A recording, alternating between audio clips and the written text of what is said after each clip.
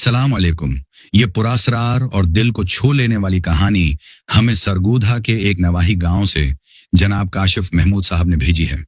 वो लिखते हैं कि ये वाकया उनके खानदान में कई नस्लों से सुनाया जा रहा है और उनकी दादी अक्सर सर्दियों की लंबी रातों में ये किस्सा सुनाकर उनके दिलों में खौफ और तजस्सुस की एक अजीब कैफियत तारी कर दिया करती थी। वो कहते हैं कि ये महज एक कहानी नहीं बल्कि एक ऐसी हकीकत है जिसने एक हिनस्ते बस्ते खानदान की तकदीर बदल कर रख दी थी। आइए आज हम आपको उसी पुरअसरार दास्तान की गहराइयों में ले चलते हैं। ये कहानी है सारा की, एक ऐसी लड़की जिसका हुस्न ऐसा था कि जैसे चौदहवें का चांद जमीन पर उतर आया हो। लंबा कद, सियाह घनेरी पलकों के साए में छिपी हरनी जैसी बड़ी बड़ी आंखें और उसके होंठों पर हर वक्त खेलती एक मासूम सी मुस्कुराहट उसे गांव की तमाम लड़कियों से मुमताज करती थी।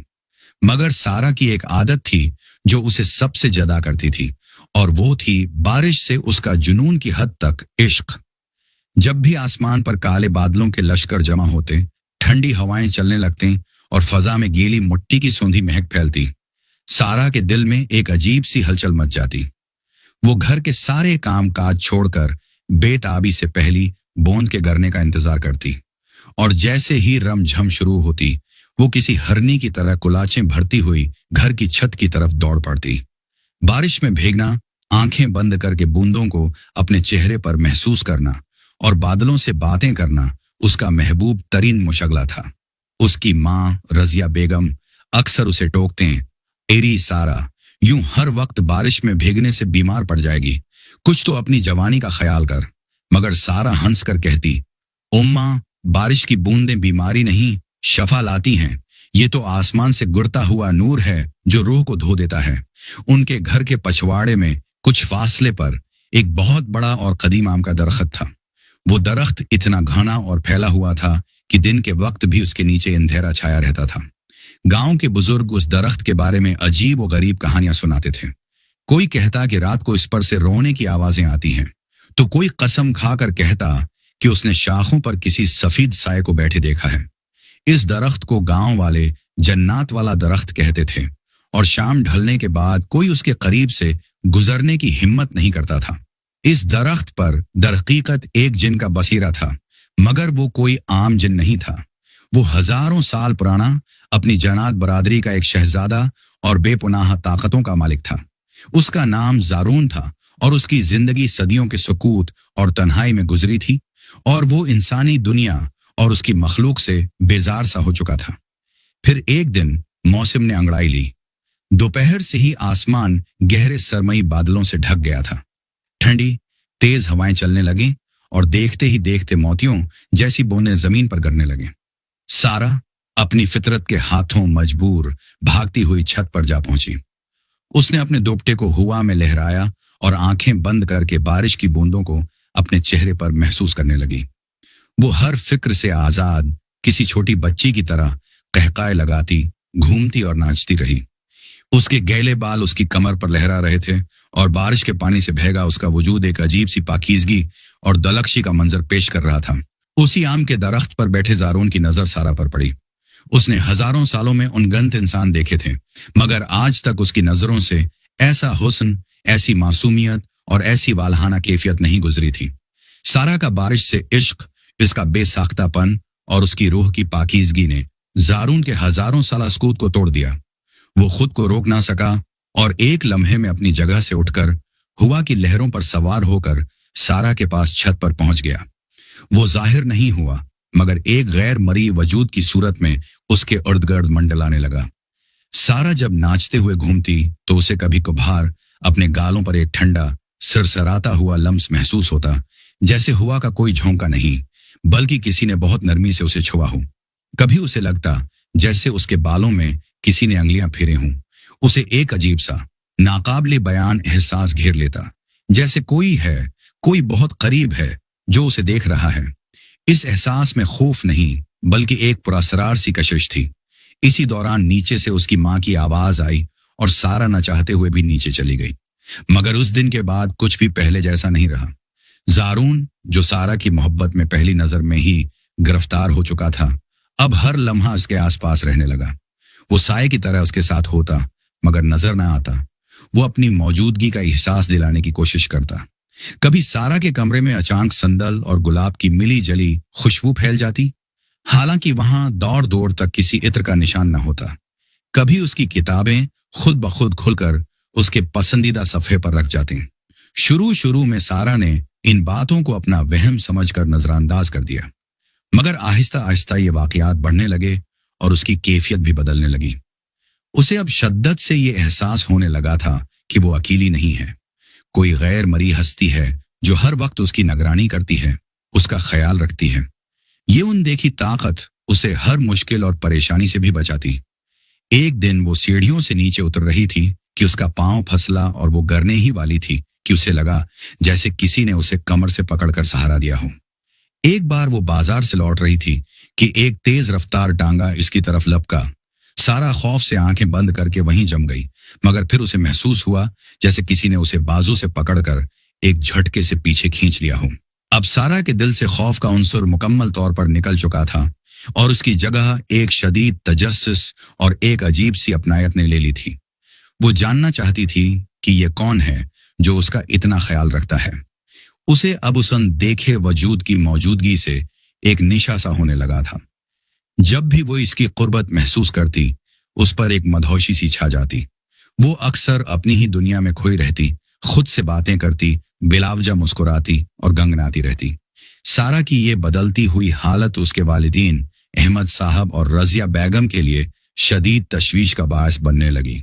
उनकी हंसती खेलती बेटी अब हर वक्त गुमसुम और अपनी ही ख्याली दुनिया में मगन रहने लगी थी। उन्होंने कई बार सारा से प्यार से पूछने की कोशिश की कि आखिर मामला क्या है, मगर वो कोई वाज़ेह जवाब ना दे पाती। बस इतना कहती, कोई है जो मेरा बहुत ख्याल रखता है, जो मुझे मुझसे भी ज्यादा समझता है। दिन गुजरते गए और सारा के दिल में अपने इस अनदेखे मोहसिन, इस पुरअसरार आशिक को देखने की तड़प हर गुजरते लम्हे के साथ बढ़ती ही चली जा रही थी। वो घंटों आईने के सामने खड़ी होकर उससे बातें करती, उससे उल्तजा करती कि वो खुद को जाहिर करे। एक रात जब चांदनी पूरी आब वो ताप से चमक रही थी और कमरे में एक रूहानी सुकूत तारी था, सारा ने पूरे दिल से आंखों में आंसू लिए इस उन देखे वजूद से फरियाद की, खुदा के लिए अब मेरे सामने आ जाओ, मैं तुम्हें देखे बगैर एक पल भी नहीं रह सकती। उसकी ये अल्तजा इतनी सच्ची और पुरदर्द थी कि उसने ज़ारून के दिल को पगला दिया। जैसे ही सारा ने अपनी बात मुकम्मल की, कमरे में फैली संदल की खुशबू मजीद गहरी हो गई और उसके सामने हुआ में एक हल्की सी रुपहली रोशनी नमोदार हुई। सारा ने सांस रोककर इस रोशनी को देखा। धीरे धीरे वो रोशनी यौन होती गई और उसमें से एक इंसानी हिवला अभरने लगा। चंद ही लम्हों में एक ऐसा हुसीन और जमील नौजवान सारा के सामने खड़ा था जिसे देखकर चांद भी शर्मा जाए। लंबा कद, मजबूत कांधे, गहरी स्याह आंखें जिनमें हजारों सालों की दानाई और एक अजीब सी उदासी झलक रही थी, और उसके चेहरे 2023 पर एक ऐसी पुरअसरार मुस्कुराहट थी जो सीधी दिल में उतर रही थी। इसका हुस्न इंसानी नहीं बल्कि मावराई था। सारा उसे देखकर दम बखुद रह गई। उसके मुंह से एक लफ्ज भी न निकल सका। वो बस मबहूत होकर उसे देखे जा रही थी। इस नौजवान ने नहायत शेरें और गहरी आवाज में कहा, तुमने मुझे देखने की ख्वाहिश की थी सारा, मैं ज़ारून हूं। सारा को लगा जैसे उसके कानों में रस घल गया हो।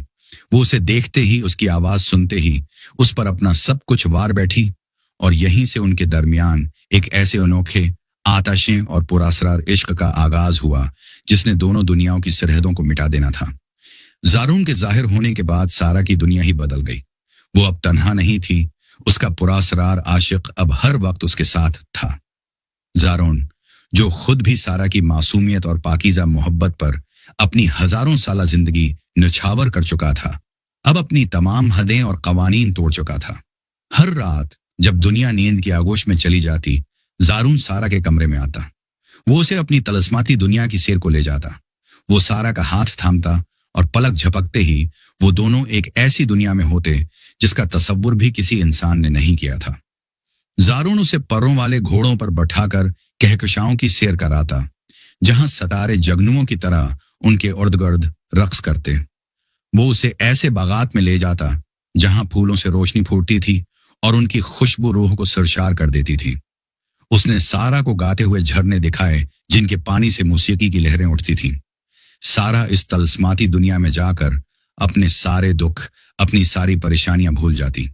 वो वहां किसी मुल्का की तरह होती। वो जिस चीज की ख्वाहिश करती, जारून उसे पल भर में उसके सामने हाजिर कर देता। सारा को यूं लगता जैसे वो किसी ख्वाब में जी रही है, एक ऐसा ख्वाब जिससे वो कभी बीदार नहीं होना चाहती थी। एक रात रजिया बेगम को खांसी का दौरा पड़ा तो वो सारा के कमरे में उसे देखने चली गईं। जब वो कमरे में दाखिल हुए तो उनका दिल हल्क में आ गया। सारा अपने बस्तर पर मौजूद नहीं थी। घबराहट में उन्होंने अपने शौहर अहमद साहब को जगाया। दोनों ने मिलकर पूरा घर छान मारा, मगर सारा का कहीं कोई सराग न मिला। माँ बाप की नींदें हराम हो गईं। उनके दिलों में तरह तरह के वसवसे उठने लगे। लेकिन सुबह जब वो थके हारे मायूस होकर दोबारा सारा के कमरे में आए तो ये देखकर उनकी आंखें फटी की फटी रह गईं कि सारा अपने बस्तर पर निहायत सुकून से सो रही थी। रजिया बेगम ने उसे झंझोड़ कर उठाया और वहशत से पूछा, सारा, तुम रात कहाँ थी? सारा ने बड़ी मासूमियत से कहा, उम्मा, मैं कहाँ होंगी, मैं तो यहीं सो रही थी। आपको वहम हुआ है। अहमद साहब एक तजुर्बाकार इंसान थे। उन्हें अपनी बेटी की आंखों में छुपी चमक और उसकी पुराइतमाद वजाहत में कुछ गड़बड़ महसूस हुई। किसी के कहने पर वो शहर से दूर एक पहाड़ी सिलसिले में रहने वाले एक बहुत ही पहुंचे हुए बुजुर्ग आमिल बाबा रहमान शाह के पास पहुंचे। बाबा रहमान शाह ने सब कुछ बहुत गौर से सुना और फिर आंखें बंद करके फरमाया, तुम्हारी बेटी किसी इंसान के नहीं बल्कि एक बहुत ही ताकतूर जिनजात के शहर में है। वो जिन उस पर आशिक हो चुका है और उसे अपनी दुनिया की सैर कराता है। ये सुनकर अहमद साहब के पैरों तले से जमीन निकल गई। उन्होंने कांपती आवाज में पूछा, बाबा जी, इसका कोई हल? बुजुर्ग ने फरमाया, उसका वाहिद हल ये है कि जल्द सारा की शादी कर दी जाए।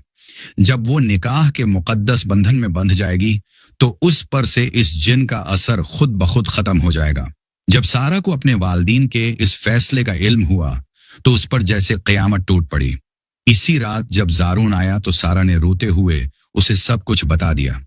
ये सुनकर जारून के हुसैन चेहरे पर एक लम्हे के लिए ऐसी वहशत और गुस्सा अभरा कि कमरे का दर्जा हरारत गिर गया। उसने सारा का हाथ पकड़कर दर्द भरी मगर सख्त आवाज में कहा, सारा, मैं तुम्हें किसी और का होते हुए नहीं देख सकता। तुम सिर्फ मेरी हो। मैं ऐसा कभी नहीं होने दूंगा। उसके बाद सारा के लिए कई रिश्ते आए मगर जारून हर बार कोई ना कोई ऐसी पुरासरार और खौफनाक सूरत पैदा कर देता कि रिश्ते वाले खुद ही पीछे हट जाते। कभी आने वाले मेहमानों की गाड़ी घर के सामने पहुंचकर खुद ब खुद आग पकड़ लेती। कभी लड़का अचानक किसी पुरासरार बीमारी में मुब्तला हो जाता और कभी बात इतनी बिगड़ जाती कि उनकी तरफ से खुद ही रिश्ते से इनकार कर दिया जाता। इधर सारा जारून के इश्क में हर हद पार करती जा रही थी। वो अब दिन रात उसी के ख्यालों में गुम रहती।